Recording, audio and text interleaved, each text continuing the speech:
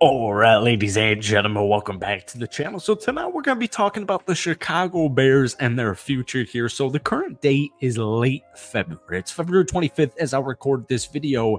And no matter what your opinion is of Justin Fields, no matter your opinion on Caleb Williams, or if they should or if they should not trade Justin Fields, if they should or should not keep Caleb Williams, nonetheless, it doesn't matter because Ryan Poles either way needs to get the ball moving quickly. Because if you want to trade the first pick, that's perfectly fine. You gotta find a suitor, right? If you want to trade Justin Fields, perfectly fine. You gotta find a suitor. So in today's video, we have 4 hypothetical Chicago Bears mock trades. Pretty much, I think all of them are trading away the first pick. I have not seen these, so we're going to be raw dogging it here. But before we get into tonight's video, if you guys enjoy, be sure to hit that like button, hit that sub button for daily NFL content, along with Bears videos every single week at a high rate. Bears fans, who could try and get this video to 250 likes, that would mean the absolute world to me. Now, I'm a little bit split because I think Caleb Williams is a stud. And I think in the right team, he could definitely be a stud. And I think the Chicago Bears fit that protocol. Now, with that being said, I also think Justin Fields is a stud. And Shane Waldron coming on in. You've got the first pick. There's so many possibilities that you could do. But nonetheless, let's get into our first hypothetical trade. So this is my least favorite one.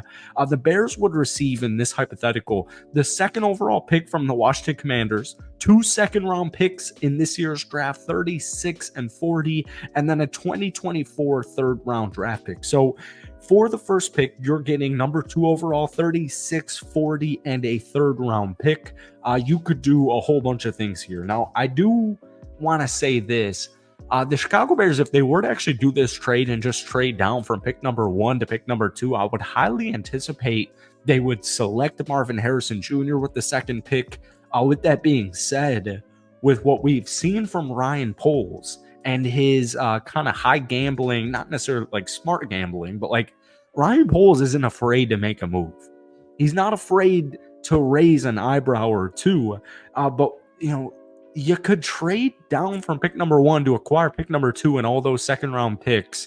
And then you could also trade back from pick number 2 to like 5 or 6 or 7 or 8.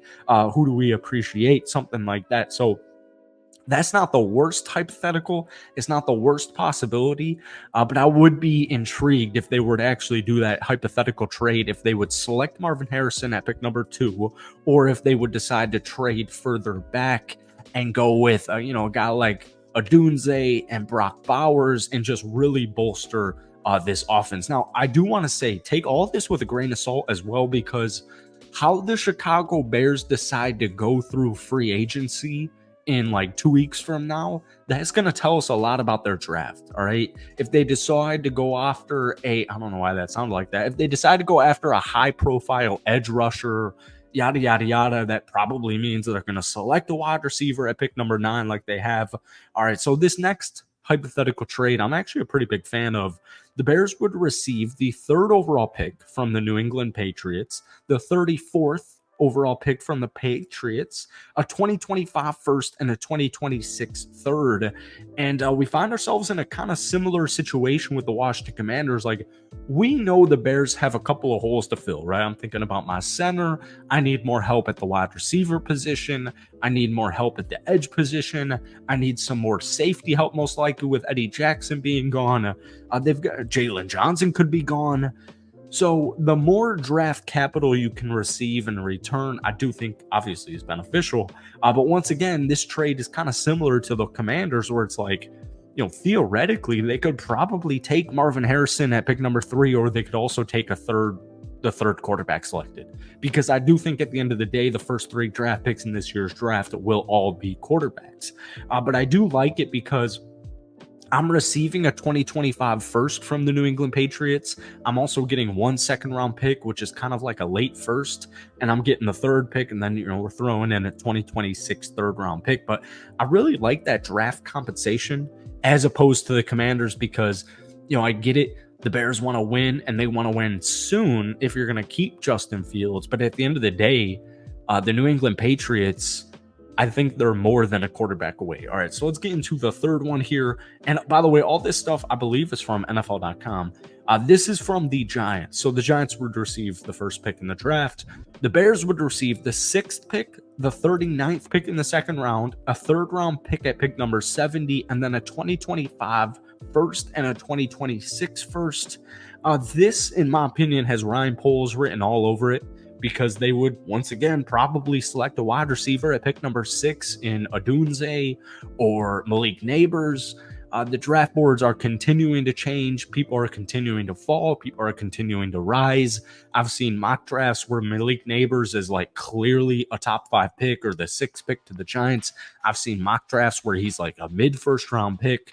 But I would anticipate if they were to do a trade like this, you'd select a guy like Malik Neighbors at pick number 6, and then you take either a Dunze or Brock Bowers at pick number 9, or if they decide to not address the edge position, as on the other side of Montez Sweat in free agency, they'd probably go after a guy like Dallas Turner. All right, we'll get into our last one here, and this one's super intriguing. It's super enticing. So the Falcons would receive the first pick in the draft and Khalil Herbert, but the Chicago Bears would receive the 8th overall pick in this year's draft, Bijan Robinson, a 2024 third-round pick, a 2025 first-round pick, and a 2026 second-round pick.